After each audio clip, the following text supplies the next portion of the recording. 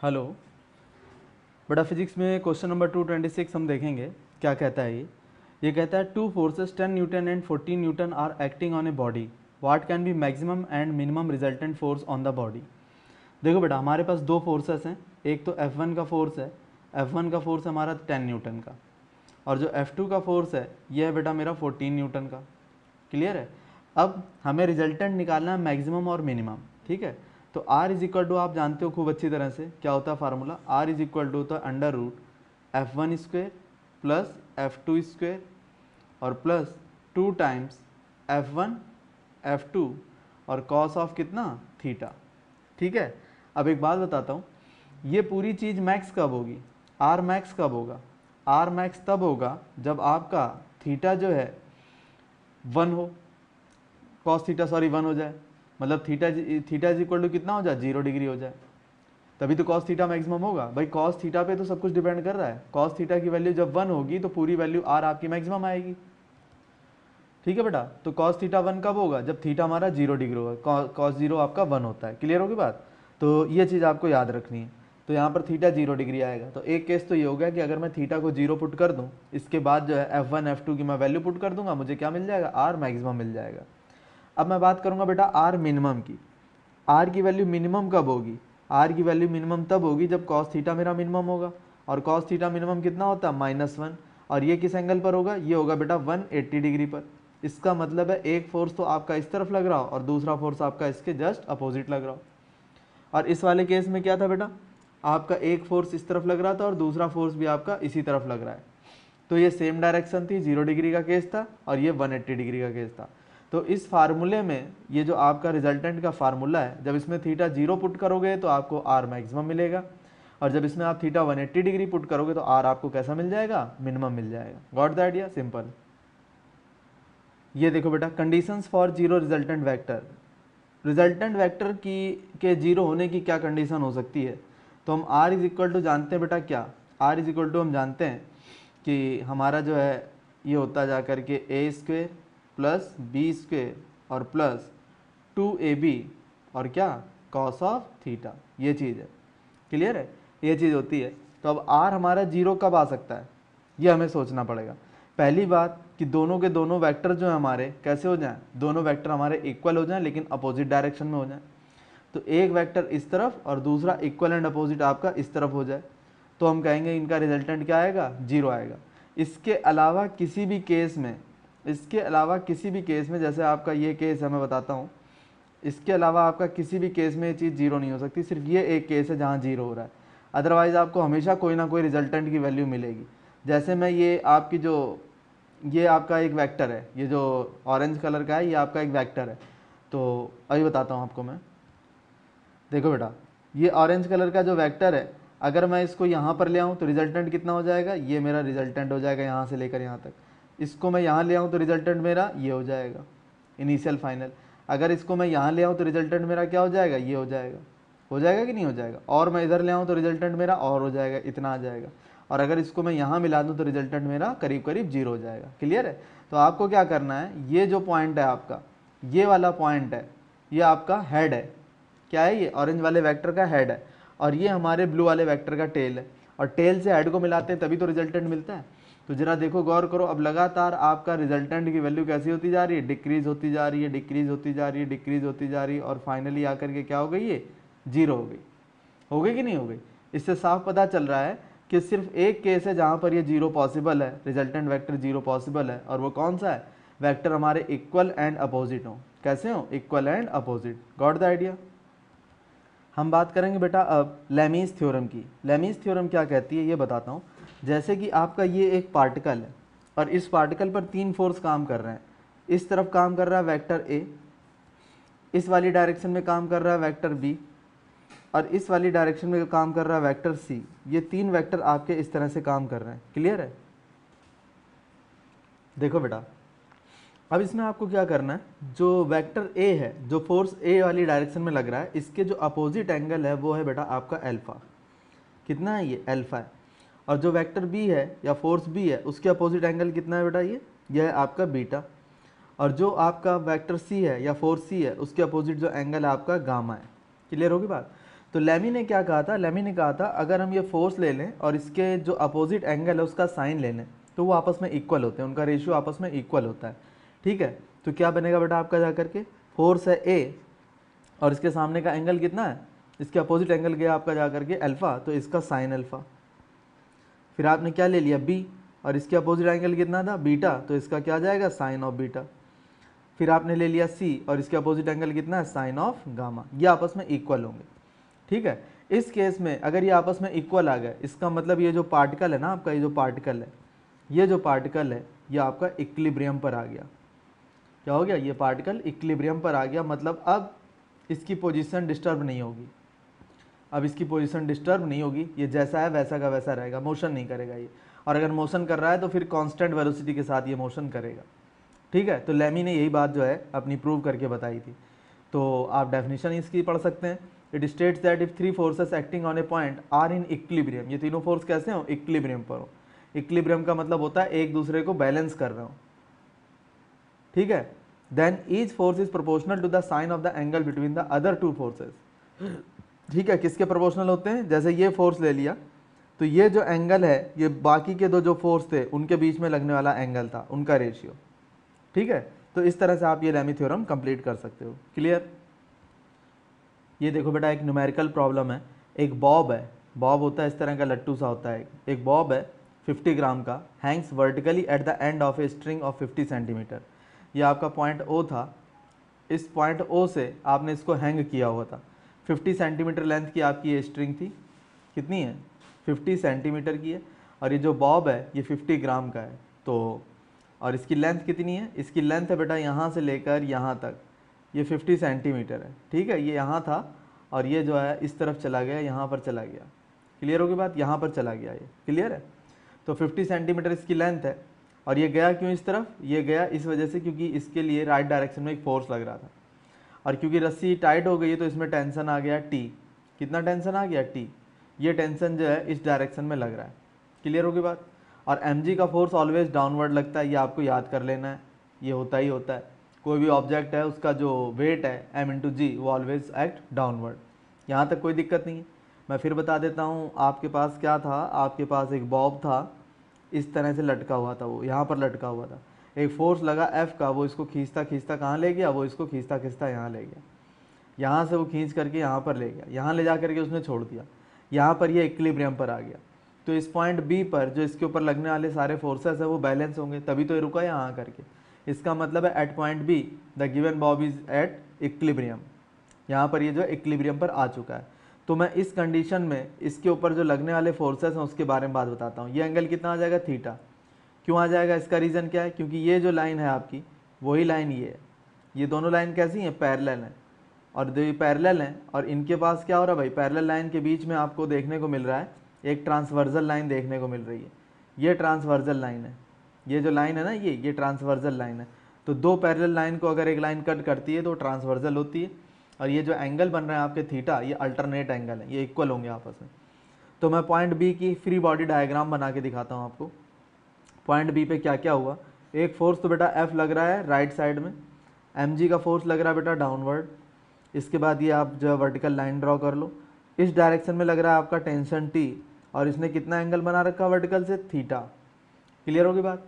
अब आपको क्या करना है, इस टेंशन के दो कंपोनेंट कर लो। क्या कर लोगे, कंपोनेंट कर लोगे। कैसे होंगे वो बता देता हूँ आपको।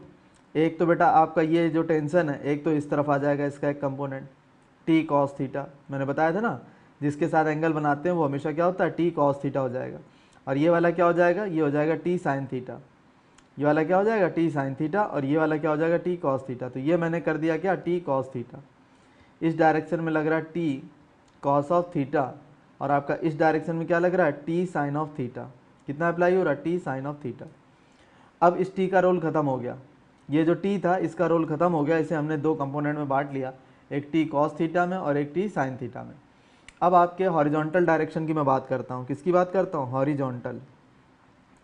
तो हॉरिजॉन्टल के अंदर क्या है बेटा, हॉरिजॉन्टल में दो फोर्सेस लग रहे हैं, एक राइट लग रहा है एक लेफ्ट लग रहा है। एफ किस तरफ लग रहा है, एफ लग रहा है आपका राइट डायरेक्शन में, ठीक है। और टी कॉस थीटा किधर लग रहा है, टी साइन थीटा लग रहा है बेटा आपका लेफ्ट डायरेक्शन में। तो अब क्योंकि ये फोर्सेस बैलेंस है, क्योंकि ये आपका जो ऑब्जेक्ट है ये इक्विलिब्रियम पर है, तो इस केस में क्या होगा, टी साइन थीटा किसके इक्वल हो जाएगा, फोर्स के। तो T sign theta that is equal to F. एक इक्वेशन तो आपकी ये डेवलप हो गई, क्लियर है। अगला देखो बेटा, अब मैं बात करता हूँ किसकी, वर्टिकल की। तो वर्टिकल में क्या क्या है, अपवर्ड डायरेक्शन में कौन है, अपवर्ड। अपवर्ड में बेटा टी कॉस थीटा, और डाउनवर्ड में कौन है, नीचे की तरफ डाउनवर्ड।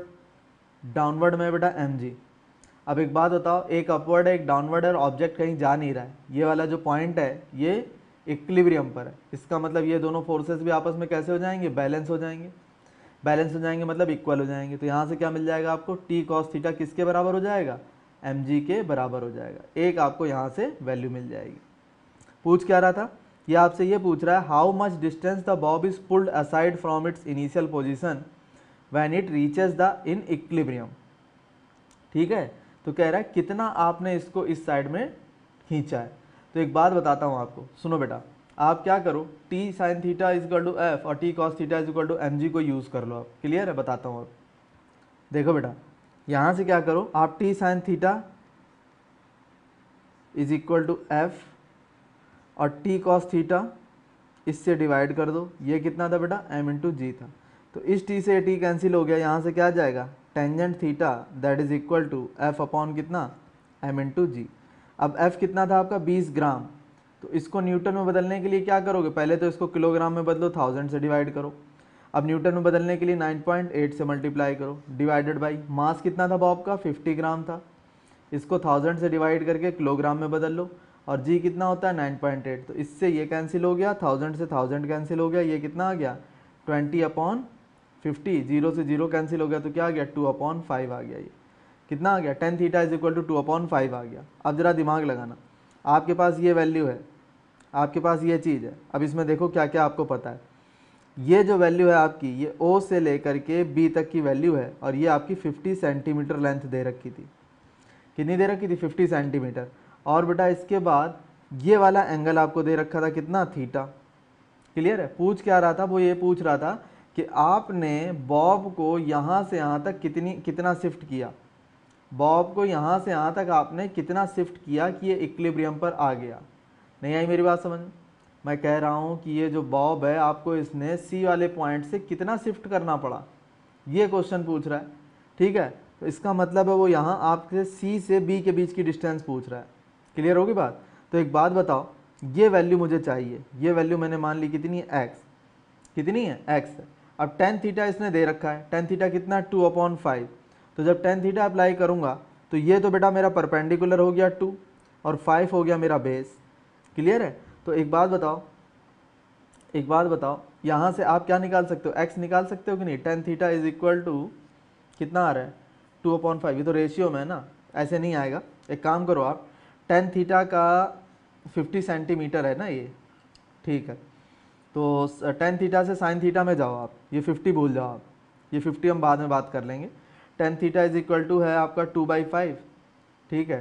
तो आपका sin थीटा कितना आ जाएगा, sin थीटा कितना आ जाएगा, tan थीटा अगर 2/5 है तो sin थीटा आएगा, ये आ गया बेटा 25 और 4 29 √29। तो sin थीटा क्या आ जाएगा, sin थीटा आ जाएगा आपका जाकर के x/√29 आ जाएगा इस हिसाब से। ठीक है। और वैसे sin थीटा अगर आप निकालते हो तो क्या आ रहा है, वैसे अगर sin थीटा निकालते हो तो x/√50 आ रहा है ये। तो ये x निकालना है ना हमें, अभी बताता हूँ। देखो बेटा एक काम करो, यहाँ से sin थीटा कितना आ गया, ये आ गया x/√29। अब आप एक काम करो, ये जो ट्राइंगल है आपका, ये वाला जो ट्राइंगल है, यहाँ से आप ये थीटा आपको क्योंकि पता है, ये थीटा tan थीटा आपको पता है, ये कितना है 2 और ये कितना है 5, तो उससे ये कितना आ जाएगा, ये थीटा था ना, ये आ जाएगा आपका √29। इससे sin थीटा कितना निकल के आएगा, यहाँ से sin थीटा निकल के आएगा बेटा 2/√29। अब दोनों केस में sin थीटा सेम होगा, जो यहाँ पर sin थीटा आया है वही sin थीटा ये भी होना चाहिए, दोनों इक्वल होंगे, तो इनको इक्वल कर दो। तो x/√229 को इक्वल कर दो किसके, ये कर दो आप ले जा करके, एक मिनट बेटा, ये आ जाएगा आपका जा करके 50/√29। एक मिनट बेटा, ये आप 50 रखो ना, ये आप 50 रखो, ठीक है। और ये कितना था, ये आप मान लो x था आपका, तो यहाँ से sin थीटा कितना आ रहा है, यहाँ से sin थीटा आ रहा है आपका जा करके x/50। तो आप इसको x/50 के इक्वल करो। किसके इक्वल करोगे? x/50।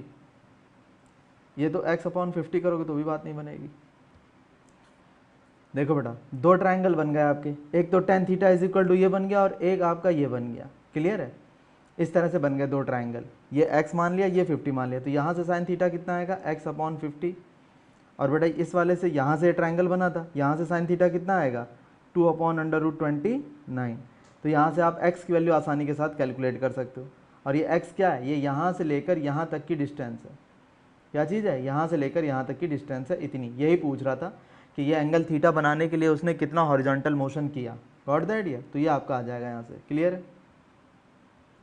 ये देखो बेटा, इक्विलिब्रेंट वेक्टर। इक्विलिब्रेंट वेक्टर क्या होते हैं? एक सिंगल वेक्टर जो बैलेंस करता है दो और वेक्टर्स को जो उसी बॉडी पर उसी टाइम पर काम कर रहे हैं। जैसे एग्जांपल देता हूँ, एक वेक्टर आपका ये रहा 1, एक वेक्टर आपका 2 ये रहा। अगर सिर्फ ये दो वेक्टर होते तो दिमाग लगाओ, ये जो आपका पॉइंट है ये क्या यहाँ पर रेस्ट पर रहता? ये यहाँ रेस्ट पर नहीं रह पाता। ठीक है? तो इसको अगर आप इक्विलिब्रियम पर रखना चाहते हो तो फिर क्या करो, एक थर्ड वेक्टर आप ये यूज़ कर लोगे, थर्ड वेक्टर इस तरह से कि दोनों वेक्टर अब कैसे हो गए? आपके इक्विलिब्रियम पर हो गया। कैसे हो गए? इक्विलिब्रियम पर, बैलेंस हो गए। ठीक है?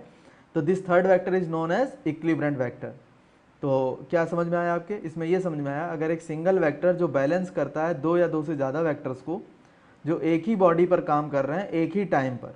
अभी तो मैंने सिर्फ दो वेक्टर दिखाया, आपके हो सकते हैं दो से ज़्यादा वेक्टर भी रहे होंगे। एक वेक्टर ये रहा और एक वेक्टर ये रहा, आपका कई सारे वेक्टर थे और इस ग्रीन वाले को लगाते ही सारे बैलेंस हो गए। तो इस ग्रीन वाले को हम क्या कह देंगे? इक्विलिब्रेंट वेक्टर कह देंगे। समझ में आया कि नहीं आया? हमारे पास कई सारे वेक्टर काम कर रहे थे, 4 वेक्टर दिखा रहा हूँ, 1 2 3 और 4 वेक्टर दिखा रहा हूँ। इन चारों को अगर हमने इस तरह से लगाया तो जो हमारा पार्टिकल है वो बैलेंस नहीं था, लेकिन जैसे ही मैंने ग्रीन वाला वेक्टर इस तरह से लगाया जो आपको दिख रहा है ये, तो ये सारे के सारे क्या हो गए?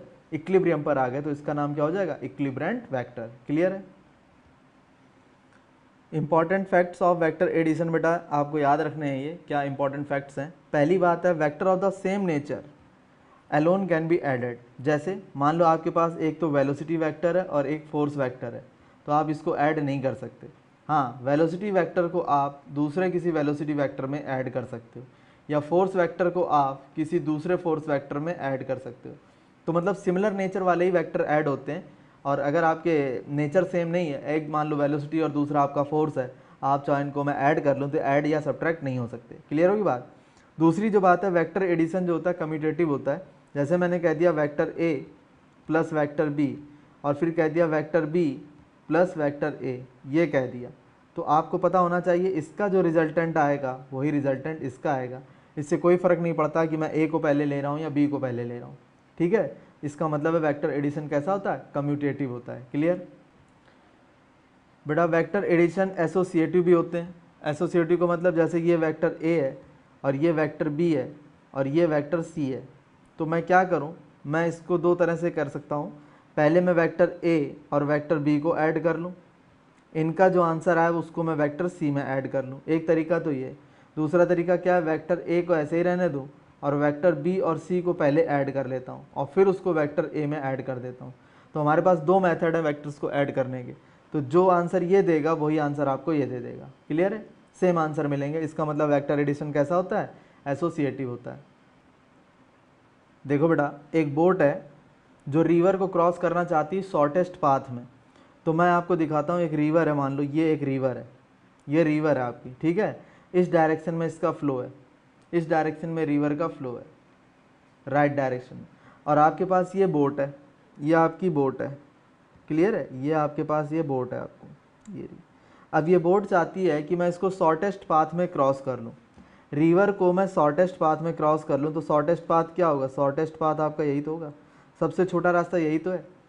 ये सारे रास्ते क्या हो रहे हैं? बड़े होते चले जा रहे हैं। ये सारे रास्ते बड़े, क्रॉस तो हो रही है। क्रॉस होने का मतलब क्या बेटा? क्रॉस होने का मतलब है ये ए वाले पॉइंट से बी वाले पॉइंट पर चली जाए, इसको क्रॉस होना बोलते हैं। तो ज़रा दिमाग लगाओ, क्रॉस तो हर एक केस में हो रही है आपकी। ठीक है?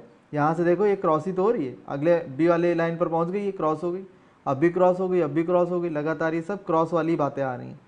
ठीक है? तो शॉर्टेस्ट पाथ इसमें कौन सा है? यही तो है जो मैंने अब लिख दिया, यही वाला ग्रीन लाइन तो है, यही शॉर्टेस्ट पाथ है, इससे छोटा रास्ता नहीं हो सकता। तो इसके लिए इस नाव को करना क्या पड़ेगा? इस नाव को इस रास्ते पर जाने के लिए अपना रिजल्टेंट वेक्टर इस तरफ रखना पड़ेगा।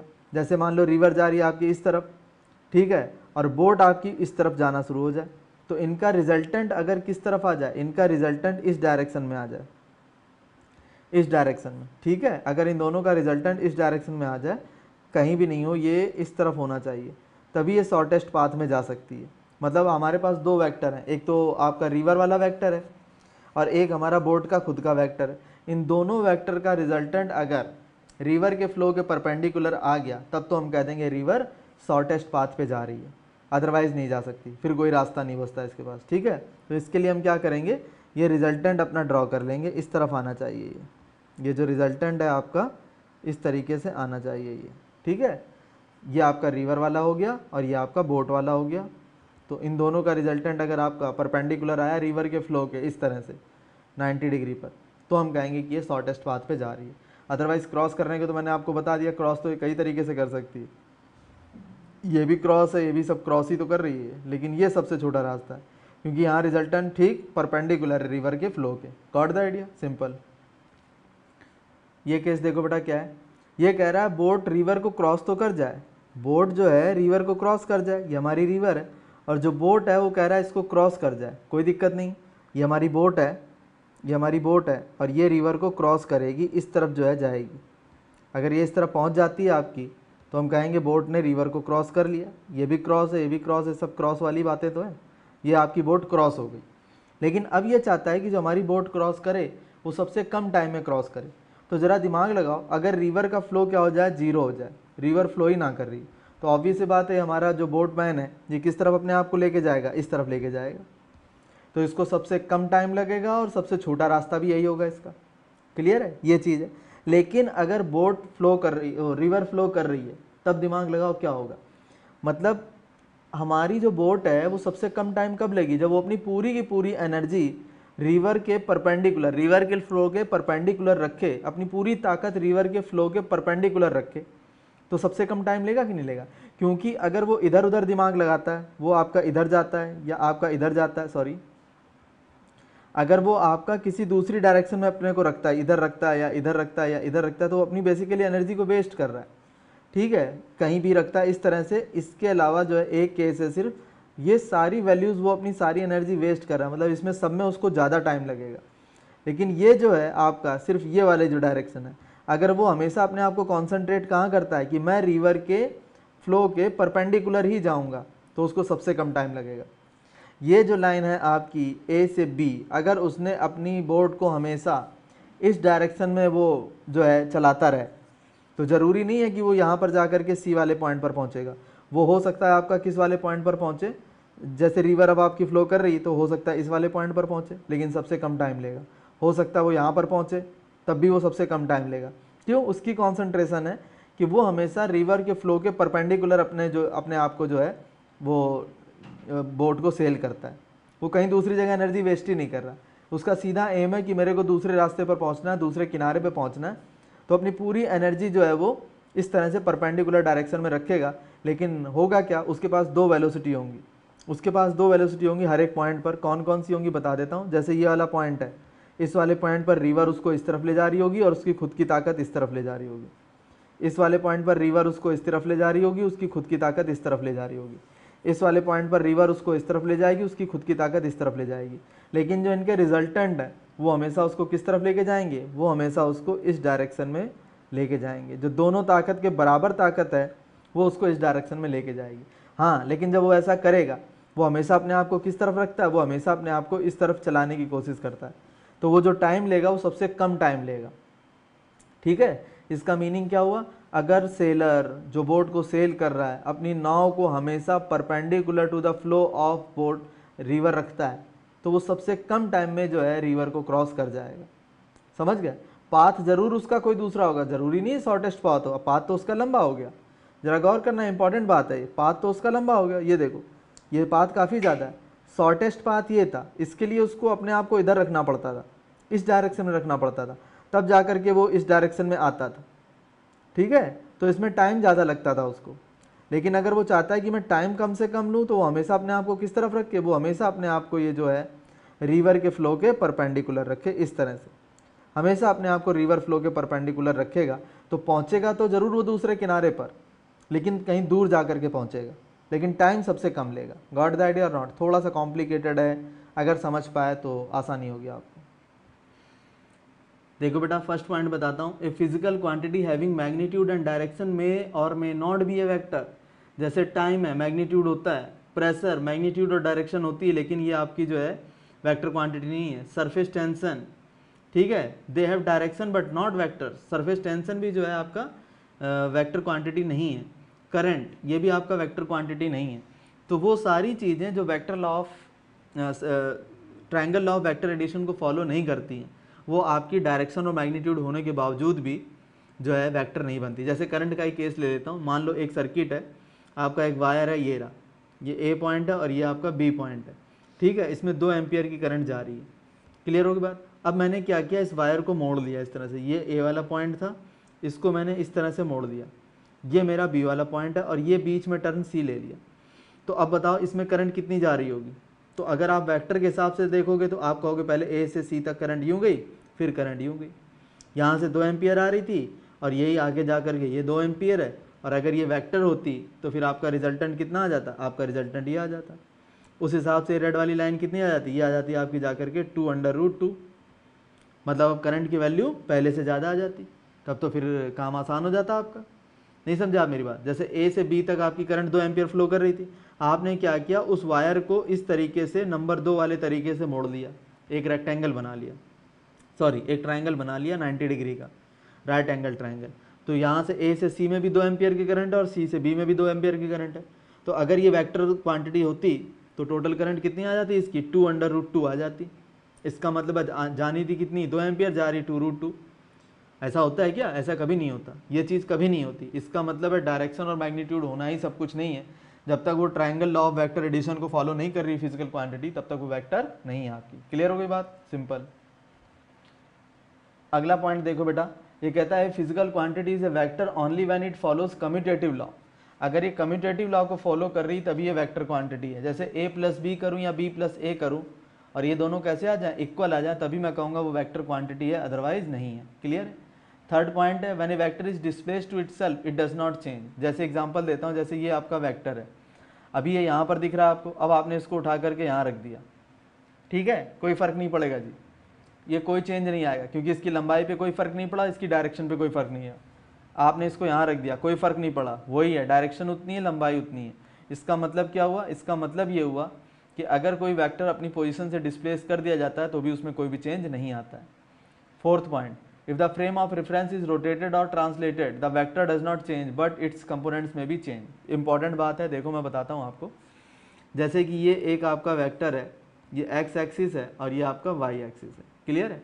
आपने क्या किया, एक वेक्टर इस तरह से ड्रॉ कर लिया, ये वेक्टर है आपका ब्राउन कलर का, ठीक है। तो इसके कंपोनेंट क्या हो जाएंगे? इसका इस तरफ कंपोनेंट आ जाएगा बेटा, ये मैं ग्रीन कलर से दिखा देता हूँ, ये इसका कंपोनेंट आ जाएगा, इतना इस तरफ आएगा और जो है इस डायरेक्शन में इतना आ जाएगा, ये आपका इस डायरेक्शन में इतना आ जाएगा। क्लियर होगी बात?